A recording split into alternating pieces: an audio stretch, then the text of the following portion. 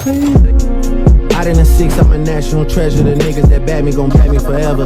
R.B. Kobe, but y'all niggas broke, that's probably why. Bă, bună ziua, verii mei de la Constanța! Ce faceți, băi, oameni scumpi și dragi?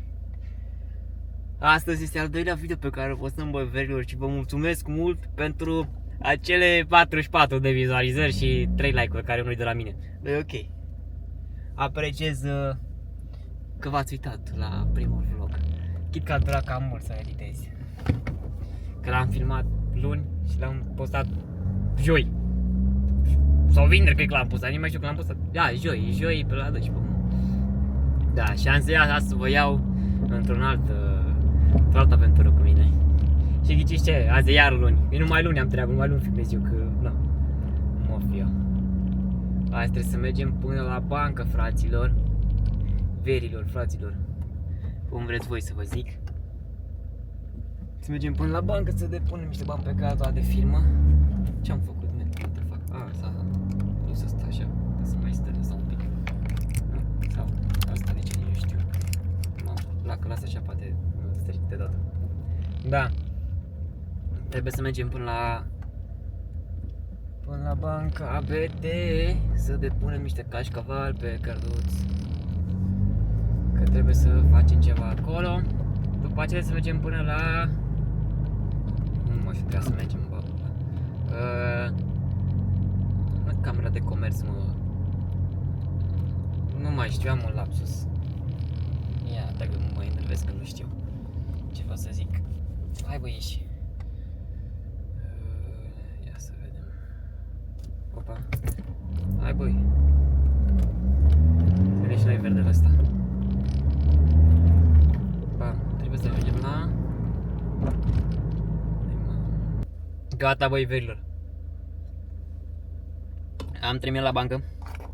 Și acum către registrul comerțului. Trebuie să prindești o grămadă de foi, man. Dar să semnezi pula, era o grămadă de oameni acolo. Către zizinului. Plecăm, băi. Stăm acum și mă uităm. Câți oameni nebuni. Da, man. Da, să vedeți că pe 18 vine hainele, man, vin hainele pe 18, să vedeți că dau drumul la brațe. Da. Pe 18 vin hainele și asta o să ne apucăm de marketing, acolo să vedeți. Deci am niște idei super șmechere. Ceva adus din afară, nu mă joc. Că ăștia care merg și întreabă hei, bună, ai auzit de brandul cu tare? Ce notă îi dai? Da, tu crezi că persoana următoare va fi de acord cu tine? Ce să stea, man? Asta e reclamă, asta este marketing. Să faci pentru un brand de haine? Acolo trebuie să dai stilul de viață, man. Asta e chestia, nu mai trec că s-am făcut cu portocaliu. Ai. Da, mă, acolo trebuie să ai un stil de viață, să-ți arăți cum să le împarți, cum să te duci, cum să fotografiezi, să plătești oameni, să vină să facă modeling. Adică cei ăștia care cred că gata, iei un tricou, îi pui un design și îl arunci și îl vinzi. Nu e așa. Nu e așa, că așa am făcut data trecută și n-am fost așa. Nu știam că nu o să fie așa ușor, dar nu m-am dat bătot și am încercat. Pentru că viața mai pierzi, mai câștigi, băi, vere, știi? Dar trebuie să-ți iei inima în să spui, eu mă duc acolo, că eu asta fac. Eu asta sunt născut să fac. Pentru că dacă ai o viziune, trebuie să mergi cu ea. Ala dăm? Ala dăm, băi, băiatule. S-a făcut și verde, hap. Și dacă nu... Că vrei să faci ceva, frate, fă. Nu te ține, că până o viață ai. Și... trebuie să o treci la maxim. Și să mergi după visul tău. Spui, dacă vrei să fiu, nu știu, un tehnician, du-te, fă un curs de tehnician. Fă ceva. Fă ceva cu viața ta. Nu mai irosi timpul așa, iurea. De a merge la muncă, de a... Na, trebuie să mergem la muncă toți, doamne ăștia. Să mergem la muncă toți, dai seama, nu? Că și eu merg la muncă, dar până într-un punct unde ajungi ca să te descurci financiar singur pe tine, gen, să nu mai, cum să zic eu, să nu mai faci schimbul ăsta, bam, eu îți dau timpul meu și tu-mi dai bani și tu îmi dai bani că îți dau timpul meu, știi? Cumva trebuie să faci cumva ca timpul să fie timpul tău și mai întâi fie banii tăi. Nu mai stai să te mai chinui, să mergi să-l cu alții, cu toți dobitocii. toți proștii. Da, e mai greu. Da, primii 3-4 ani. 2, 3, 4, 5. Câți ani o fi? Da, după aceea e mai ușor. După ce începe să vină cașcavalul și înveți să fii bun la chestia pe care vrei să o faci tu. Și eu încerc cât de tare pot. Poate într-o zi poate o să-mi iasă. Poate dropul ăsta poate să fie dropul final unde eu o să devin un superstar. Un superstar. Da, glumesc. Da, nu vreau eu să fiu eu mare, milionar, că n-am filme de astea mine, da, cât să pot să, știi, mă duc și eu la 2-3 concedii pe an, să mă duc și eu prin Bali, să mă duc și eu pe acolo, știi, să nu zic, stai că să-mi iau concedii de la muncă, nu mai am bani, stai băi acolo, băi câine, nu mai am bani, man, trebuie să mă duc chiar la muncă, să mai iau un job, știi? Asta e chestia, ce ne dacă vreau, nu știu, o pregăteaj, să mă suiau. Adică oricum până acum asta am făcut, dar ora vine genial cumva când, cum să zic eu, când ai de unde să bagi mâna, decât zici că bă, pregăteaj, știi ce zic, dar fără uragan, tot eu ei, știi? Dar nu ai fumezi 2 luni, de exemplu. Astea sunt chestiile care, Dar aici, de ce am observat eu, de când sunt eu pe piața asta de un an și ceva, eu n-am văzut un brand românesc, man, să fie țiplă. De exemplu, pe Morocco e Trico, care e super bun pe ce face omul. Omul a început, m-am uitat la povestea lui, că m-am fost foarte fascinat despre el. Omul a început la vârsta de 17-18 ani într-un beci, efectiv, gen. Uite, Cortez, de exemplu, Cortez care este pe Anglia. Și la tot la fel, tot la el în camera a început. Deci tot trebuie să începi de undeva, că nu poți să sari tu direct, să faci tu, mă cheamă Sebastian și vreau să fac ce vreau, știi? Nu așa, trebuie să începi așa low. Și dacă, de exemplu, câștigi 30 de lei la o bucată sau ceva, sau orice vinzi, orice faci un profit de 30 de lei, 40 de lei, tot aia sunt în faliment, pentru că aia se adună. Se pun acolo în contul ăla și până la sfârșit de lună s-au strâns 2-3 de lei, nu euro, nu vă zărandeau, nu fiți nebuni. Știi ce zic? Deci trebuie să ai încredere în tine, până la urmă, și trebuie să lași frica aia, să zici, bă, eu asta vreau să fac, ăsta e visul meu, eu mă duc pe el, nu mai stau că pierd timp aiurea. Știi ce vreau să zic eu, băi băieți și fete aici? Sper să dați și voi un like la video ăsta, pentru speech-ul ăsta motivant, pe care vi l-am făcut eu, pe Moca. Da? Și dacă înapoi la subiect ne-am ajuns, fă ce-ți place, Hai, da, vreau să vă zic că am făcut un tricou la altă seară, acum am făcut 2-3 zile parcă. Gen e un basic, doar cu scris, dar e real Batman, cum s-ar zice, știi? Mi-e real Batman. Ăsta este sloganul pe vara asta de la Silențiul Pământ, mi-e real Batman. Posi la bamba cla. Ha? Batman. Crpau. Hai, doamna mea, deci. Da, trebuie să căutăm. Ia că sunt chiar curios, să-mi scrieți acolo în comentarii. Voi cum ați alege să vă vină pachetul acasă? Să vă vină într-o cutie de aia de carton super șmecher, gen deschișați, gen stil pliant? Sau o pungă de aia de Shein, gen cu zip, știi, gen simple basic? Că eu am impresia că e, nu știu, e mai haz așa când ești într-o cutie și gen ai un unboxing experience, să zic așa. Adică mie mi-ar place mai mult, acum nu știu. Na, înseamnă că sunt și costuri un pic mai mari față de punga aia de plastic care vine, dar na. Să zici că mai se adună, dai seama, la nu știu câte comenzi, câteva cutii, se adună mult. Da? Na, ia că sunt curios, să scrieți acolo și în comentarii. Să văd eu, cu ochii mei, ce ziceți voi acolo. Să mă dați și mie un like acolo, vă rog. Nebuneam. Am depus actele acum. Tot super șmecher. Totul online. Acum nimeni să mai stai la ghișeu, man. Dacă știi să umbli la alea, ți-ai băgat direct buletinul, ai scris sediu, bam, e-mail-ul, bam, ai băgat actele în aparat, ăla ți le scanează, ți le pune, face și copii la ele. Nebunie.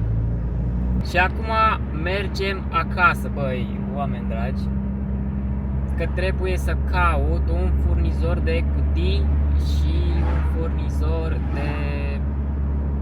de alea business card, gen. Să pot să vă pun, când mă trimit comenzile, să vă pun gen direct, bam, un business card, așa, cu logo frumos, să fac un pic de calitate, cum s-ar zice. Da.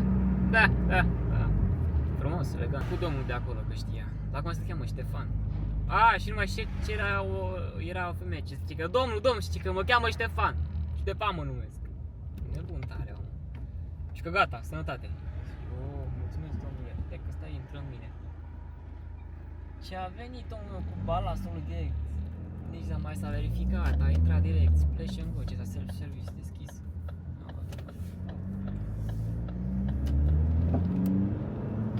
Ce tare merge Fordul. Ce tare merge Fordul. Și pe 8. Dar acum nu știu că eu am depus toate actele, dar el a zis că de unde e asta? Că ăsta e ceva de pe un laptop ăsta, nu cred că trebuie depus. Și zic, bă, nu știu, mi-a trimis contabila. Și că, bă, și depui sau nu depui? Și zic, nu-l mai depun, de-aia sun, nu mai depun nimic, depun de rău. Nu știu dacă trebuia depus și ăla. Aflu eu mai târziu. Dacă e ceva la contabilă că ăla nu poate să depună, că nu trebuie depus ăla. Că nu e actus, că e ceva altceva. What the fuck, ce e aici? Când s-a construit asta? Sau n-am mai trecut de mult pe aici? What the fuck, man? Wow, ce repede mergem! V-am scăpat, prietenii mei! V-am scăpat! Stați un pic, că v-am scăpat aici, că am băgat 5. Uite, mi s-a dat și așa, gata. Ia vezi, s-a rezolvat? De un pic cam strâm, da, e ok. Trebuie să mă dau eu un pic. Nu merge și aia pot să mă dau un pic? Nu merge, nu vrea. Ciudat, stai că îi dau restart. Da, man, gata. Stai, dar tot strâm, ok, stă el strâm, gen că stau eu cumva într-o parte, am înțeles. Mă, ce-a pornit ventilatorul la glonțul ăsta. Băi, mai calmează-te un pic, mă sperii, bă, vere. Ce e aici? Hai, băi, treceți. Acum trec eu, cum ți-ar zice? Cred că da. A intrat bine motorina aici la injector. Ia să vedem. Este mâna a doua. A doua la 2000 de ture.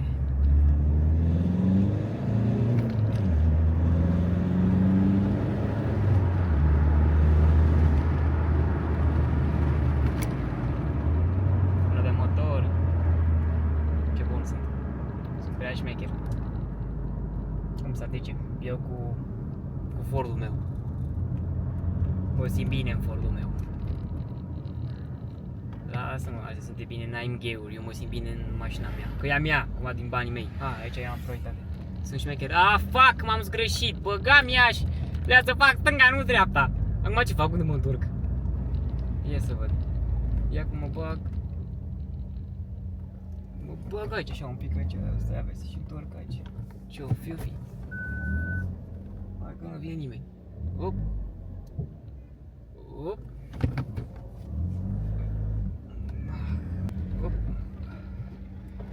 Ce ne zgânțâim. Vine trenul, băi, am plecat, am evadat, am scăpat. Nu înțeleg ce se întâmplă, ocolire, ok, eu nu am eu stop. Am stop la trecere.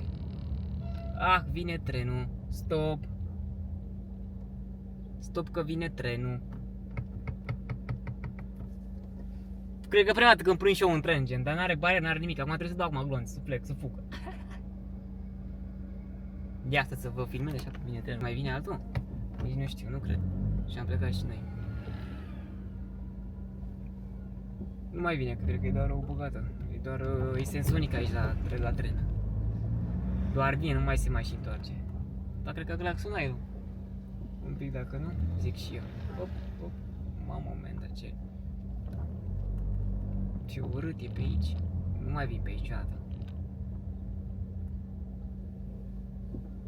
Hai că e bun. Aruncă-te. Op.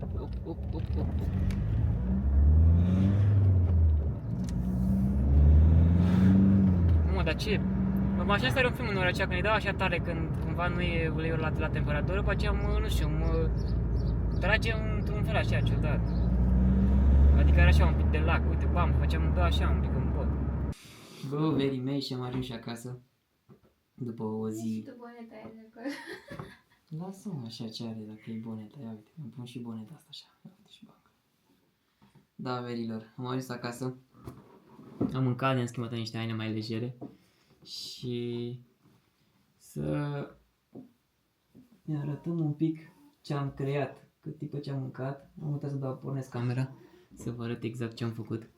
Da, tricoul ăsta o să fie sloganul nostru pe vara asta, frate, înțelegeam. Bam. E real Batman. Batman. Ceva pe Jamaica, frate. Știi ce zic? Nu mai nebuni, frate, nu mai de-astea filme de America. Da, astăzi a fost o zi mai boring. A fost o zi boring, n-ai ce să zic sincer. Eu chiar zic că a fost boring. Nu știu dacă o să vă uitați la clipul ăsta, să vă uitați, vă rog, să mă dați și mie un like. Vă rog, că apreciez mult un like de la voi. Nu? Să mă dați și mie un like? Vezi? Să mă dați și mie un like. Dacă vreți, dacă nu... Eu tot o să postez. Pentru că v-am zis, trebuie să faceți ce credeți voi și ce simțiți voi, da? Așa că trebuie să fiți pe ele, băi. Pe ei că n-au gloanțe, cum mai smungă capa. Pe ei că n-au gloanțe. Așa că vreau să brațul ăsta de 30 de centimetri în braț. Că spar camera, că vă spar cu bătaia. Haide, ceau, ne auzim pe data viitoare la noul vlog. Cred că o să fie... Luni, marți. Păi sau oricum cred că poți tot vineri, că la ce mi-am editat-o mi-au o grămadă. Peace, vă pup pe data viitoare, silențiu out.